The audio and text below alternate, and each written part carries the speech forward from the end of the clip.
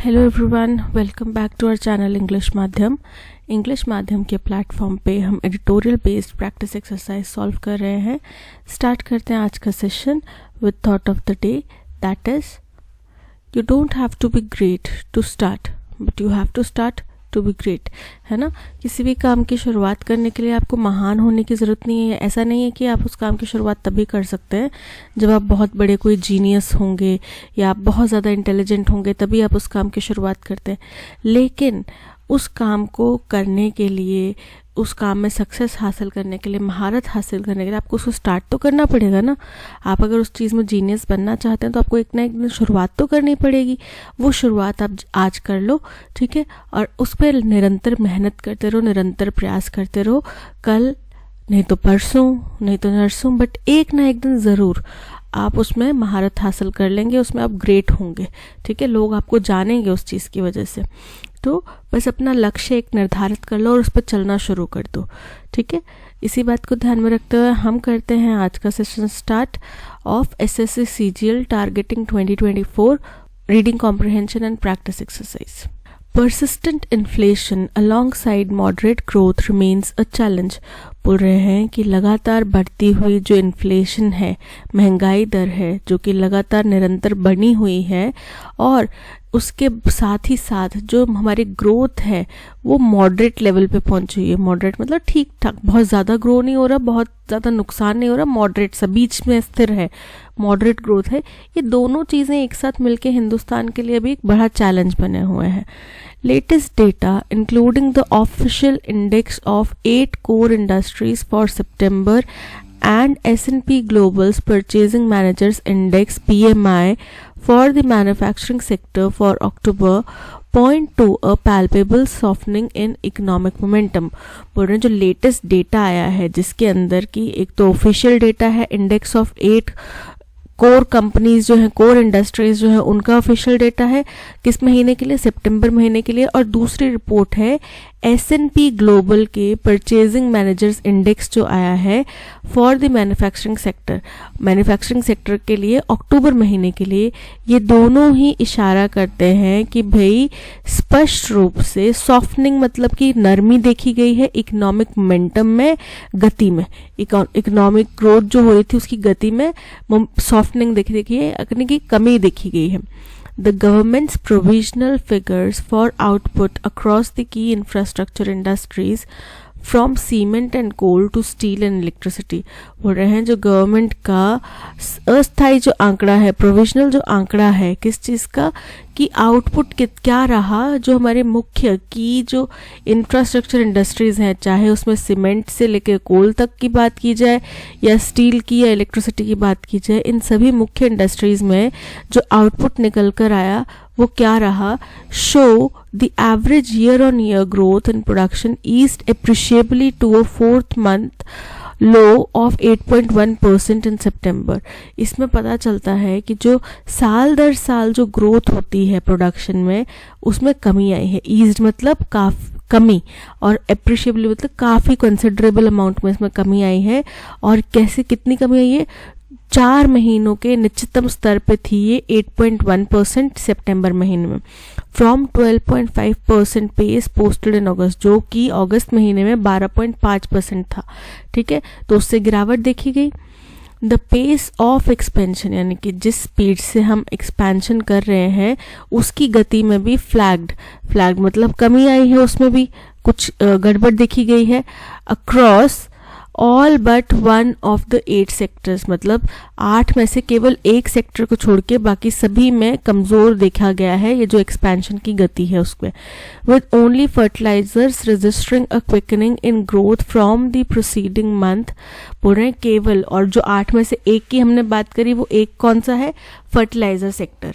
बोल रहे हैं केवल उसमें हमने थोड़ी सी ग्रोथ देखी है पिछले महीने के मुकाबले में। और क्यों है, जाहिर सी बात है, पिछले महीनों में सितंबर लास्ट में शुरुआत में ज़्यादा बारिश देखने मिली, तो फिर अब लोगों को स्टॉकअप करना पड़ेगा, वहाँ पे फर्टिलाइजर्स का इस्तेमाल करना पड़ेगा किसानों को। तो preceding month as farmers stocked up on the key agricultural input ahead of the rabi season, क्योंकि अब राबी सीजन आने वाला है, राबी की फसल की बुआई का सीजन आने वाला है। तो उन्होंने बोला कि भाई उससे पहले वो उन्होंने क्या किया, किसानों ने जितने फर्टिलाइजर की उनको ज़रूरत होगी उसको स्टॉक अप कर लिया, ठीक है। Heavy rains in the final month of the south west monsoon season which resulted in 13% surplus precipitation for September. बोल रहे हैं साउथ वेस्ट मानसून के अंतिम महीने में जो भारी बारिश देखने मिली, जिसकी वजह से 13% का इजाफा, वृद्धि देखी गई है बारिश में सितंबर महीने के लिए, also likely contributed to the dampening demand and output for cement, electricity and steel. बोल रहे हैं ये भी एक मुख्य कारण है जिसकी वजह से डैम्पनिंग मतलब कमी आना, नमी होना, ठीक है, कमजोर होना। क्या चीज कमजोर हुई? डिमांड और आउटपुट, किस चीज का? सीमेंट का, इलेक्ट्रिसिटी और स्टील का। All of which saw significant slowing in growth from double digit paces in August. और इन सभी में काफी बड़ी मात्रा में कमजोरी देखी गई है, गिरावट देखी गई है, जिसने कि अगस्त महीने में डबल डिजिट में ग्रोथ करी थी, अब उसमें काफी गिरावट देखी गई है। Sequentially, production in fact contracted across all the 8 sectors, with the overall index declining 4.8% from August levels। बोल रहे हैं तो सीक्वेंशियल लेवल पे गिरावट देखी गई है, प्रोडक्शन में भी कमी देखी गई है सभी 8 सेक्टर्स में, जिसमें कि विद द ओवरऑल इंडेक्स, जिसमें कि ओवरऑल जो कमी आई है वो 4.8% की आई है, अगस्त महीने से 4.8% की कमी आई है। Coal offered the silver lining, silver lining का मतलब उम्मीद की एक किरण।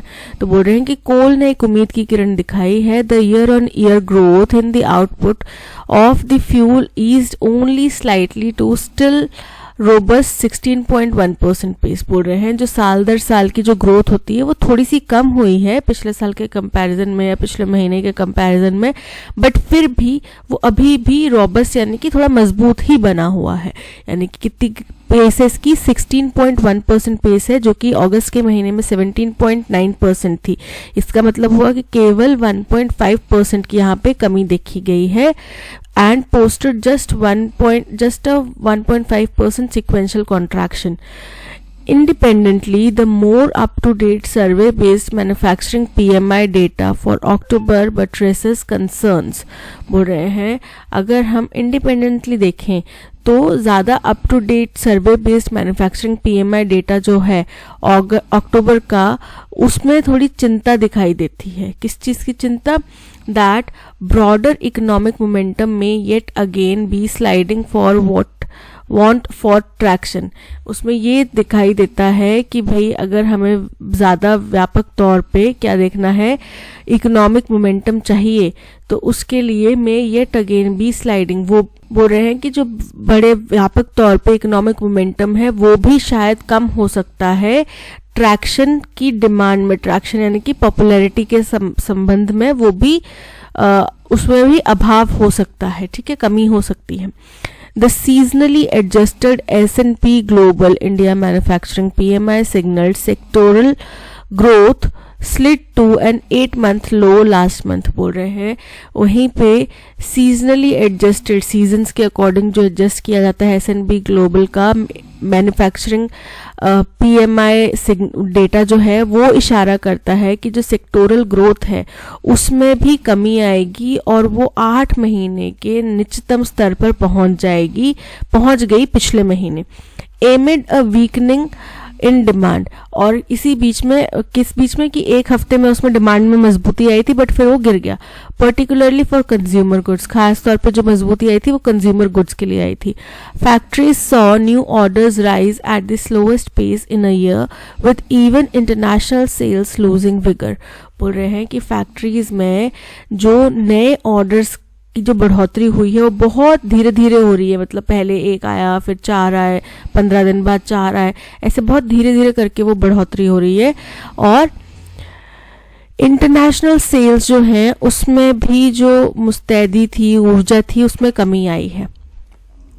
मोर worrying is the fact that less than 4% of the about 400 companies surveyed said they were adding staff।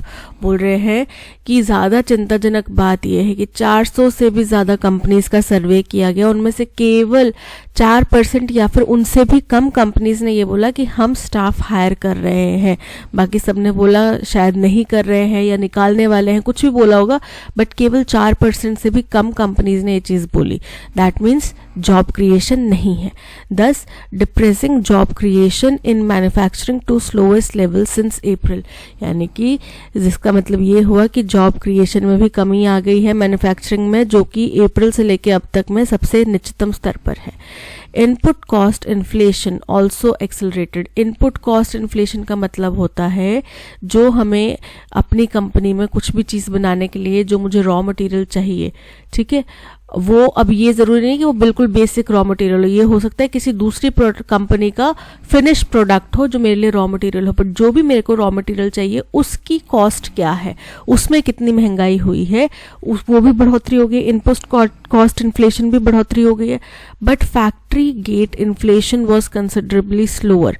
Factory gate inflation का मतलब ये होता है कि अब मेरी कंपनी से रॉ प्रोडक्ट का जो फिनिश प्रोडक्ट बाहर निकलेगा, ठीक है, मान लो पहले एक सोप था जिसकी कॉस्ट मेरे को 5 रुपीज़ पड़ रही थी और मैं 6 रुपीज़ का ये बाहर बेच रहा था, अब मैंने वो कॉस्ट मेरे को पड़ रही है 6 रुपीज़ और मैं 8 रुपीज़ का बेच रहा हूँ, ठीक है। तो वो बोल रहे हैं कि ये जो फैक्ट्री गेट इन्फ्लेशन है ये काफ़ी स्लो था, जिससे कि साफ तौर पे पता चलता है दैट विद डिमांड असर्टेन, कि क्योंकि डिमांड में अनिश्चितता है, producer were force to temper the pass through of higher cost. तो इस वजह से जो प्रोड्यूसर्स हैं उनको ही ये जो हायर कॉस्ट है उसको वहन करना पड़ रहा है, क्योंकि डिमांड कम है, अगर वो रेट अपने बढ़ा देंगे तो फिर कोई भी नहीं खरीदेगा, ठीक है। तो इसलिए महंगाई तो बढ़ गई है, उनकी कीमतें तो बढ़ी हैं, बट वो ज़्यादा उसमें हाइक नहीं कर रहे। जैसे अब पहले मेरा यहाँ पे 1 रुपये का मार्जिन था, ठीक है, अब मुझे 6 रुपये का मेरा बन रहा है, तो मैं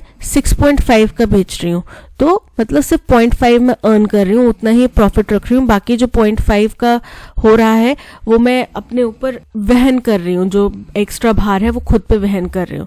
with business confidence ebbing to a 5-month low. अब क्योंकि यहाँ पे बिजनेस जो कर रहे हैं बिजनेसेस हैं उनमें भी कॉन्फिडेंस की कमी आई है और 5 महीने के निचतम स्तर पर देखी गई है। The panellists cited rising inflation expectations as the key factor expected to dent demand, बोल रहे हैं। तो जो इसमें पैनलिस्ट हैं वो बोल रहे हैं कि क्योंकि राइजिंग इन्फ्लेशन है और उसकी उम्मीद भी जताई जा रही है, तो यही मुख्य कारण है जिसकी वजह से डिमांड में कमी आई है। Production growth over the next 12 months, और प्रोडक्शन ग्रोथ में भी कमी होगी। डिमांड और प्रोडक्शन ग्रोथ दोनों में अगले 12 महीने में कमी देखी जाएगी। And the advance estimates for the lower kharif output disconcertingly flag the fact that the farm sector may be able to over little succor a rural incomes gets hit, बोल रहे हैं। और इसमें एक एडवांस एस्टिमेट लगाया गया कि भाई लोअर खारिफ क्रॉप हो सकती है, कि इस वक्त हो सकता है कि खारिफ का जो आउटपुट हो वो कम हो, तो इससे भी क्या एक चिंताजनक ढंग से एक चिंता की बात खड़ी हो गई है कि फार्म सेक्टर में भी may be able to offer, इसमें भी हमें कम ही सहायता मिलेगी। जो हम इससे उम्मीद कर रहे थे कि फार्म सेक्टर में मॉनसून अच्छा हुआ लास्ट में तो हो सकता है हेल्प मिल जाए, बट वो भी ज़्यादा उम्मीद नहीं दिख रही है और रूरल सेक्टर के लोगों की इनकम से है उनके ऊपर भी प्रभाव पड़ेगा। Policymakers have their task cut out to surmount the twin challenges of slowing growth and persistent inflation. अब पॉलिसी मेकर्स के पास में एक बहुत ही डिफिकल्ट टास्क है। Have their task cut out का मतलब होता है एक डिफिकल्ट टास्क है उनके सामने। क्या है वो टास्क? कि सरमाउंट मतलब काबू करना। किस चीज़ को काबू करना? जो उनके सामने दोहरा चैलेंज है स्लोइंग ग्रोथ का और परसिस्टेंट इन्फ्लेशन का, इन दोनों को टैकल करना ये पॉलिसी मेकर्स के सामने एक बहुत बड़ी चुनौती है। ये था पैसेज। अब चलते हैं अपने क्वेश्चंस की तरफ। क्वेश्चन नंबर 1 हमसे कह रहा है कि based on the passage what can be inferred as the primary factor that influenced the slowdown in the economic momentum? वो कह रहा है कि पैसेज के अनुसार इनमें से क्या एक फैक्टर है जिसकी वजह से स्लो डाउन जो है इकोनॉमिक मोमेंटम में वो देखा गया। The unexpected increase in production of coal. हाँ, तो हमने कोल के प्रोडक्शन में इंक्रीज की ज़्यादा बात नहीं करी, उससे तो बस यही कहा कि थोड़ा उसमें फ़ायदा देखा गया कि उसमें कमी नहीं आई है। The government's change in economic policies, इसके बारे में भी हमने चर्चा नहीं करी। Adverse weather conditions impacting key industries, option C is correct. What does the passage suggest about the sectoral performance in the economy for the period under discussion? बोल रहे हैं जिस समय की हम बात कर रहे हैं उसके अंदर में sectoral performance कैसा रहा। Most sectors experienced a robust growth, नहीं ना, सब में कमी देखी गई है। Fertilizers were the only sector that showed a deceleration in growth, केवल फर्टिलाइजर्स में ही कमी देखी गई है, इनकरेक्ट है। There was a sequential contraction in production across all 8 sectors from the previous month. बोल रहे हैं सभी 8 सेक्टर्स में पिछले महीने के मुकाबले कॉन्ट्रैक्शन देखा गया, जो कि बिल्कुल करेक्ट है। Based on the passage, what is the primary concern highlighted by the S&P Global India Manufacturing PMI data for October? यानी कि S&P Global India द्वारा जो मैन्युफैक्चरिंग PMI डेटा आया है अक्टूबर के लिए, उसमें सबसे बड़ी चिंता की बात क्या सामने आई है? तो the manufacturing sector showed N unexpected increase in growth. Incorrect है, अगर ग्रोथ होता तो उसमें इंक्रीज होता तो हमें चिंता की क्या बात थी, हमारे लिए तो अच्छा था ना। The sector experienced a decline to an 8-month low, बिल्कुल correct. Driven by weaken demand and slow new order growth, option B is absolutely correct. What dual challenges identified in the passage are policy makers tasked with addressing? बोल रहे हैं policy makers के सामने क्या दोहरा challenge है जिसको उनको डील करना है। तो दोहरा चैलेंज ये है कि भाई इकोनॉमिक ग्रोथ स्लो हो गई और जो इन्फ्लेशन है वो लगातार बना हुआ है।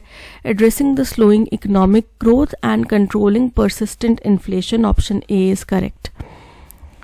What is the tone of the passage? तो देखो पूरे पैसेज में बार बार slower economy, slower growth, palpable softening, moderate growth, इस तरीके के वर्ड्स यूज़ किए गए हैं और बोला है कि हमें इसके अकॉर्डिंग पॉलिसी बनाने की ज़रूरत है। ठीक है, तो टोन जो है वो काफ़ी कॉशनरी है, वो उनको बता रहे हैं कि आप जो है ये हमारी स्थिति है और अब हमें इस तरीके से कार्य करना चाहिए और इस तरीके से पॉलिसी बनानी चाहिए। ठीक है, नहीं तो चीज़ें खराब हो जाएंगी। तो ऑप्टिमिस्टिक नहीं है, इनडिफरेंट नहीं है, अलार्म, चिंताजनक भी नहीं है, बस हम डील कर पाए इतना उन्होंने कॉशनरी बताया है, option D is correct. What is the main theme of the passage? The unpredictability of the monsoon season, नहीं, ये तो पैसेज की थीम नहीं थी ना। The resilience of agriculture sector, की एग्रीकल्चर किस तरीके से रेजिलियंट साबित हो रहा है, तो वो ये भी हमारे पैसेज की डिस्कशन थीम नहीं थी।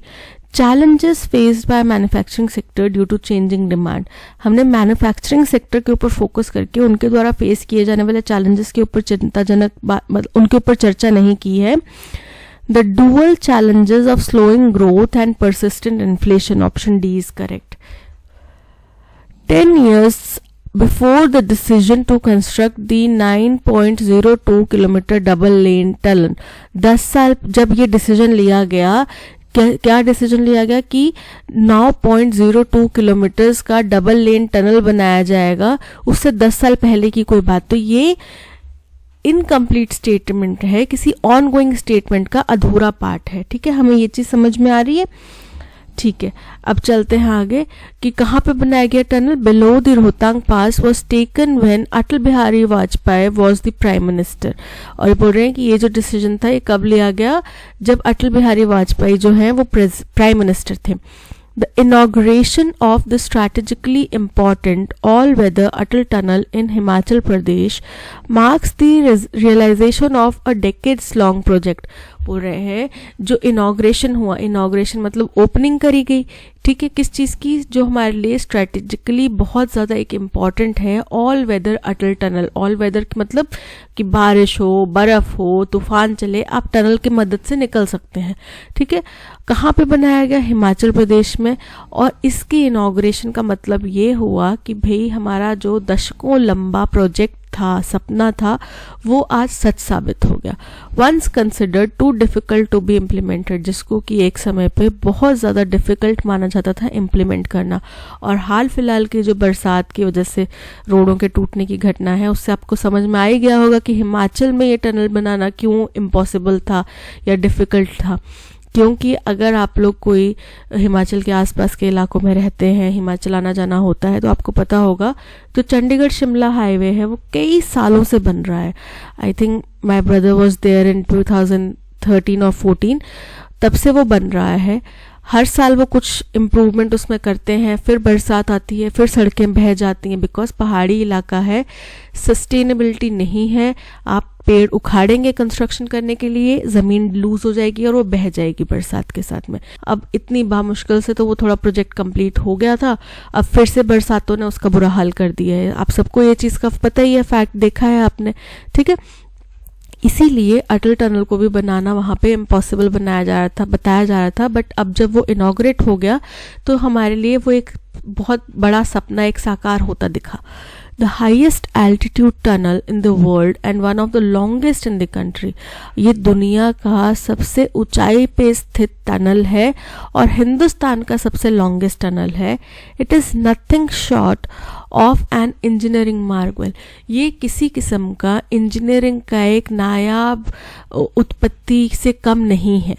Of which the border road organisation, other agencies, contractors and expert workforce can be justifiably proud, जिसके लिए हमारी बॉर्डर रोड ऑर्गेनाइजेशन और दूसरी एजेंसीज, कॉन्ट्रैक्टर्स और जो एक्सपर्ट वर्कफोर्स थी जिन्होंने यहाँ पे काम किया, वो सही तौर पे अपने आप को प्राउड फील कर रहे होंगे।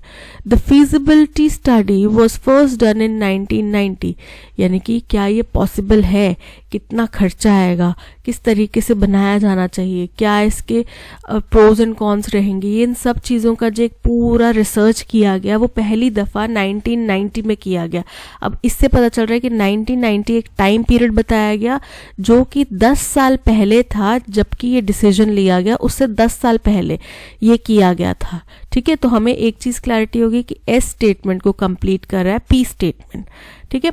अब देखो यहाँ पे एस के बाद में पी आ रहा है, यहाँ पे पी पहले एस बाद में, यहाँ पे एस के बाद में पी, यहाँ पे पी पहले एस बाद में, ठीक है। तो हमारे अरेंजमेंट्स ऑप्शन ए और ऑप्शन सी जस्टिफाई करेगा, बी और डी हमारा ऑप्शंस कैंसिल आउट हो गए हैं, ठीक है।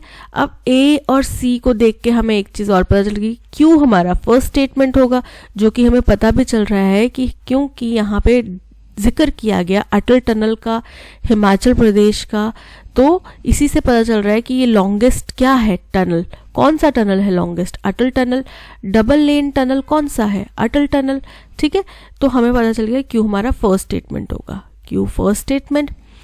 उसके बाद में इसको आगे कंटिन्यू करता है आर स्टेटमेंट, जो कि बताता है कि दुनिया का सबसे हाईएस्ट टनल है और देश का सबसे लंबा टनल है, और ये इंजीनियरिंग मार्वल है अपने आप में, जिसके लिए हमारे देश की जो संस्थाएं हैं जिन्होंने इसमें काम किया है वो वाकई में प्राउड फील करने के लायक हैं, ठीक है। सो ऑप्शन ये हो गया 2, और फिर उसके बाद में आता है एस, और एस के बाद में आता है पी, ठीक है। तो ये हमारा अरेंजमेंट हो गया QRSP, QRSP, option A is correct. Captain Amrinder Singh led Congress government is exploring legal options to challenge these bills. These bills यानी कि वो बिल्स जिनके बारे में पहले चर्चा की गई होगी, तो ये हमारा पी जो है फर्स्ट स्टेटमेंट नहीं हो सकता, ठीक है। सो ऑप्शन सी में पी फर्स्ट स्टेटमेंट है, ऑप्शन डी में पी फर्स्ट स्टेटमेंट है, इन दोनों को एलिमिनेट कर दो, जिसके बाद बचता है ऑप्शन ए और ऑप्शन बी, जिन दोनों में ही क्यू हमारा फर्स्ट स्टेटमेंट है। तो हमें क्लैरिटी मिल गई कि हमारा क्यू जो होगा वो फर्स्ट स्टेटमेंट होगा। बोल रहे हैं कैप्टन अमरिंदर सिंह द्वारा अध्यक्ष की गई कांग्रेस सरकार जो है वो लीगल तरीके ढूंढ रही है जिसके तहत वो इन बिल्स को, जिन बिल्स की पहले चर्चा हो चुकी है, उन बिल्स को चैलेंज कर सके, ठीक है, कोर्ट में चैलेंज कर पाए। The lack of clarity over the farm laws is now more than apparent, with Haryana barring farmers from Uttar Pradesh and Rajasthan from bringing paddy and bajra for sale in the states market. बोल रहे हैं कि farm laws जो बनाए गए थे उनके ऊपर लोगों को क्लैरिटी नहीं है, और ये बात तब विदित हो जाती है जब हरियाणा सरकार ने उत्तर प्रदेश और राजस्थान के फार्मर्स को मना कर दिया, बाधित कर दिया कि वो अपनी पैडी और बाजरा की जो फसल है उसको लेके हरियाणा स्टेट की मार्केट में ना आए, ठीक है, वहाँ पे उनको नहीं बेचे। तो तब ये बात समझ में आ जाती है कि लोगों के अंदर इन फार्म बिल्स को लेके क्लैरिटी नहीं है। The Shiromani Akali Dal has chosen to opt out of the government that at the centre of which it was a part. बोल रहे हैं कि शिरोमणि अकाली दल ने क्या किया, उन्होंने ये कहा कि भाई हम इस सरकार से, जिसमें सेंटर में गठबंधन की सरकार थी तो गठबंधन में शिरोमणि अकाली दल भी शामिल था, तो उन्होंने बोला कि भाई हम इस सरकार के अंदर में भागीदार नहीं बनेंगे। Following disagreement over the matter even as farmer unions have decided to intensify their agitation and the, अब आगे ये स्टेटमेंट इनकम्प्लीट है। बोल रहे हैं ये क्यों हुआ, क्योंकि डिसएग्रीमेंट हो गया इस मसले के ऊपर, ठीक है, और फार्मर्स यूनियंस ने भी कहा कि वो अपना जो आंदोलन है उसको और ज़्यादा मजबूत करेंगे और ज़्यादा इंटेंस करेंगे।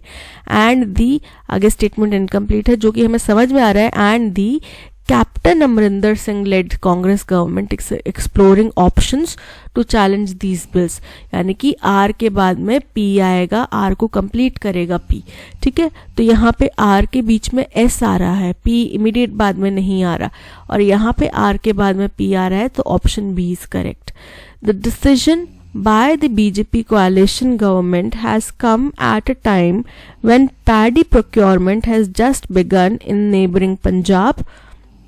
बोल रहे हैं कि ये जो डिसीजन है वो बीजेपी और जेजेपी द्वारा की संचालित गठबंधन की सरकार द्वारा लिया गया, और उस समय पे आया गया जब पैडी फसल की खरीद का काम जो है वो बस शुरू ही हुआ है, और उनके पड़ोसी पंजाब में शिरोमणि अकाली दल ने ये चूज किया कि हम इस सरकार से पीछे हट जाएंगे। तो हमें समझ में आ गया कि एस को कंप्लीट कर रहा है आर स्टेटमेंट, तो हमारा अरेंजमेंट क्या बन गया, Q S R P, Q S R P, option B is correct.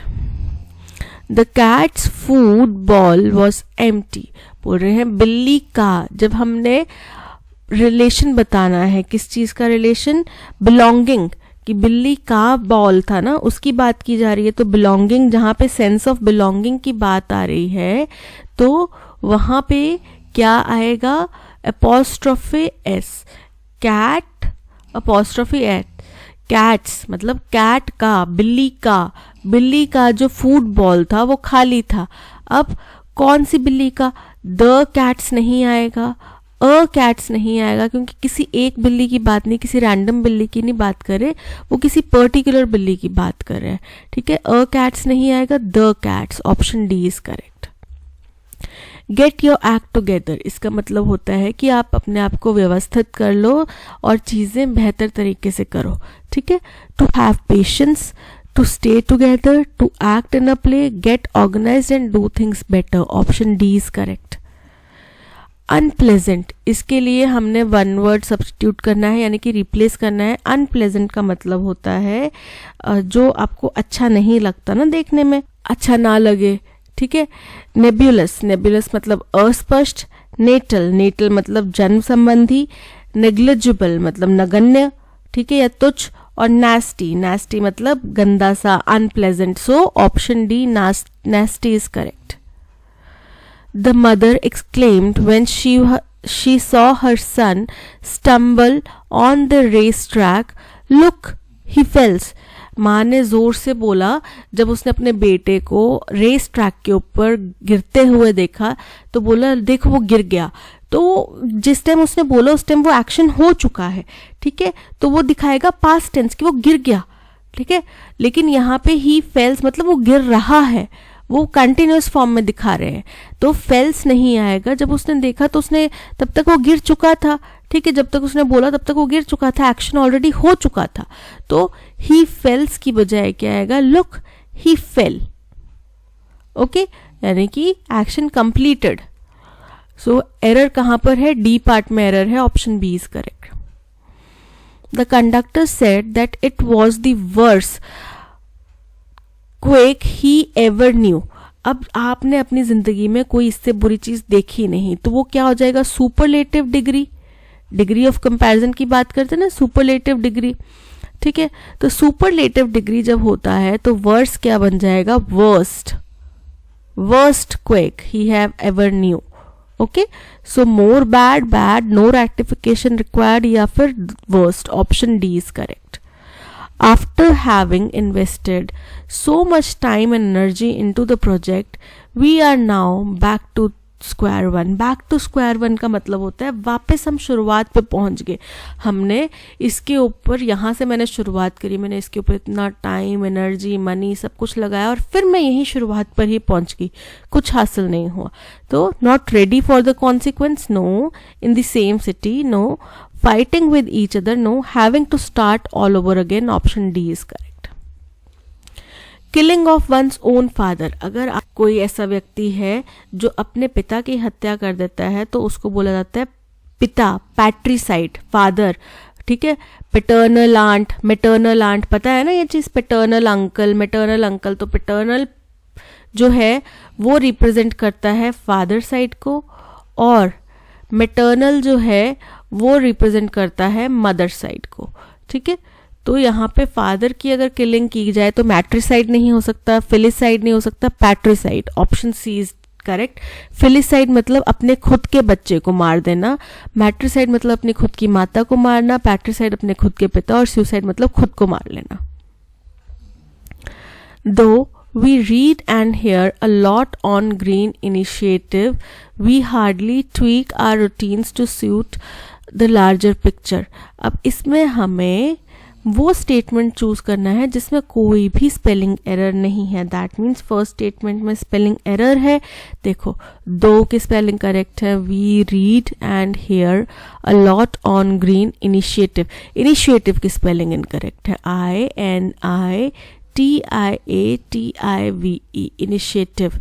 We hardly tweak our routines to suit the larger picture. अब ये कहना क्या चाह रहे हैं कि बोल रहे हैं कि हालांकि हम लोग बहुत कुछ पढ़ते हैं, सुनते हैं, किसके बारे में? ग्रीन इनिशिएटिव्स के बारे में. ठीक है, बट हम बिगर पिक्चर के अकॉर्डिंग अपनी डे टू डे एक्टिविटीज को उसके अंदर बदलाव नहीं लाते. ठीक है, ये कहना चाह रहे हैं. Though we read and hear a lot about green initiatives, we hardly tweak our routines to suit the larger picture. Option A correct है. थ्रू नहीं होगा, दो होगा. थ्रू की स्पेलिंग इनकरेक्ट है. Green initiatives, we hardly tweak our routines and suit larger. Though we read and hear on green, we hardly tweak are routines. देखो यहाँ पे tweak के स्पेलिंग इनकरेक्ट है. TWEAK, tweak.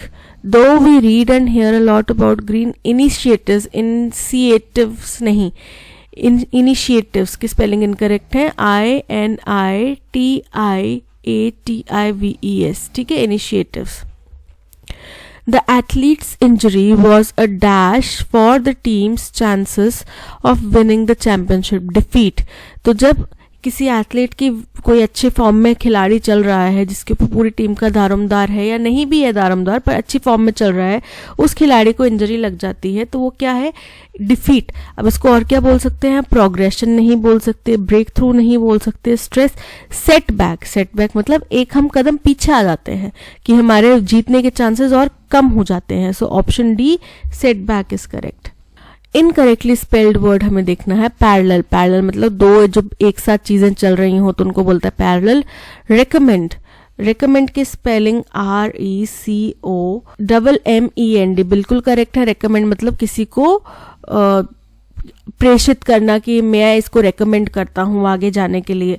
ठीक है. इररेजिस्टिबल. इररेजिस्टिबल की स्पेलिंग इनकरेक्ट है. टेबल नहीं होता, इररेजिस्टिबल होता है. TIBLE, इररेजिस्टिबल, जिसका मतलब होता है कि आप उसको रोक नहीं सकते, आप उसको रेजिस्ट नहीं कर सकते. टुमारो मतलब कल. Option C is correct. Millennium, millennium spelling वही करेक्टली स्पेल्ड वर्ड ढूंढना है। मिलेनियम की स्पेलिंग बिल्कुल करेक्ट है। मिलेनियम मतलब 1000 सालों में एक बार होने वाली कोई चीज, और मिलेनियम का इनकरेक्ट है। Millennium, millennium, option A millennium is correct. She proposed to write the life history of the famous poet. अब आप किसी दूसरे की जीवन गाथा लिख रहे हैं तो वो क्या कहलाती है, बायोग्राफी या ऑटोबायोग्राफी? ऑटोबायोग्राफी, जहां पे वर्ड ऑटो आ गया मतलब स्व, स्व, तो स्व लिखित होगी, वो मतलब खुद ने लिखी है। अगर से केवल बायोग्राफी है दैट मीन्स वो किसी और ने लिखी है, उसकी जीवन गाथा तो है बट लिखी किसी और ने है। तो लाइफ हिस्ट्री लिखना मतलब नॉवल नहीं होता, biography, option B is correct. Democracy is a form of government where the power lies dash the people. अब अधिकार, पावर किसके पास में होती है, विद द पीपल। जब आप पावर की बात करें कि इसकी पावर किसके पास में है, तो उसकी पावर किसी के विद होगी, ठीक है, with the prime minister, with the president, with the people, ठीक है। तो यहाँ पे ऑप्शन क्या आएगा, विद, ठीक है। It is based on the principles of equality. ये बेसिकली समानता के प्रिंसिपल के ऊपर है, freedom and rule of law, इन सभी के ऊपर बेस्ड है ये democracy. In a democratic society dash have the right to participate in the decision making process. किसके पास राइट होता है, लोगों के पास, जनता के पास। पीपल हो सकता है, सिटीजन्स हो सकता है, पॉपुलेशन हो सकता है, लोगों के पास बेसिकली अधिकार होता है कि वो डिसीजन मेकिंग प्रोसेस में पार्टिसिपेट कर ले, डैश डायरेक्टली और थ्रू इलेक्टेड रिप्रेजेंटेटिव्स। अब ये दो के बीच में ऑप्शंस बता रहा है, तो आइदर और वाली स्थिति है, या तो खुद डायरेक्टली पार्टिसिपेट करे या फिर अपने चुने गए रिप्रेजेंटेटिव्स द्वारा वो उसमें पार्टिसिपेट करें। Democracy also allows for the dash of individual rights and liberties. बोल रहे हैं डेमोक्रेसी में क्या चीज अलाउ की जाती है, फॉर द डैश ऑफ। अब डैश क्या है यहाँ पे देखना पड़ेगा, किसी भी व्यक्ति के राइट, अधिकार और उसकी लिबर्टीज, उसको क्या क्या छूट है, क्या वो कर सकता है नहीं कर सकते, इनके ऊपर, ठीक है। While democracy is not without its challenges, अब डेमोक्रेसी में भी खुद के उसके challenges हैं, such as the need to balance competing interests and the risk of dash movements। बोल रहे हैं जैसे कि उनको एक बैलेंस बनाना पड़ता है, लोगों के जो बढ़ते हुए इंटरेस्ट हैं, समाज के बढ़ते हुए इंटरेस्ट हैं, उनके हितों के लिए, and the risk of movement. और अगर वो कुछ भी फैसला लें तो उसके लिए एक जनाक्रोश ना हो जाए, इस तरीके के मूवमेंट्स ना हो जाए, उसके लिए भी रिस्क होता है। इन दोनों के बीच में बैलेंस बनाना पड़ता है। It remains one of the most widely embraced forms of government around the world. हालांकि इसके कुछ रिस्क हैं, फिर भी दुनिया में ज्यादातर देशों में इसी तरीके की सरकार चलती है, ठीक है। Democracy is the form of government where the power lies towards, on, by, with. Option D, with is correct. In a democratic society, dash have the right to participate in the decision making process. Lawyers के पास है, humans के पास है, politicians के पास है, citizens के पास है। तो citizens के पास है, politicians का तो जिक्र कर दिया ना कि वो हमारे elected representatives हैं, तो हम indirectly उनके जरिए कर सकते हैं, but directly कैसे कर सकते हैं, लोग, जनता कर सकती है, citizens। In a democratic society, dash have the right to participate in the decision making process, dash यहाँ पे आ गया था citizens, process dash either directly or through elected representatives. Option A is correct. Democracy is also allows for the dash of individual rights and liberties, delimitation, protection, diversion और प्रोस्क्रिप्शन। तो यहाँ पे protection की बात की जाएगी कि भाई किसी भी व्यक्ति के अधिकारों को वो क्या कर सकती है, प्रोटेक्ट कर सकती है। So option B is correct. While democracy is not without its challenges such as need to balance competing interest and risk of marginal movement, elitist movement, populist movement या negligible movement। तो populist movement यानी कि जन आक्रोश की बात की जा रही है, जनता में संवेदनशीलता की बात की जा रही है। So option C populist is correct. That's all. आज के सेशन में इतना ही। इस सेशन की PDF और ऑडियो एक्सप्लेनेशन आपको टेलीग्राम चैनल पे मिल जाएगी, जिसका लिंक, टेलीग्राम चैनल ज्वाइन करने का लिंक आपको डिस्क्रिप्शन में दे दिया गया है। इसके अलावा आप प्ले स्टोर से हमारी ऐप भी डाउनलोड कर सकते हैं। ऐप डाउनलोड करने का लिंक भी आपको डिस्क्रिप्शन बॉक्स में दे दिया गया है। कंटेंट पसंद आया हो तो लाइक, शेयर और सब्सक्राइब ज़रूर कीजिएगा। मिलते हैं नेक्स्ट सेशन में। Till then keep learning and keep practising. Bye bye.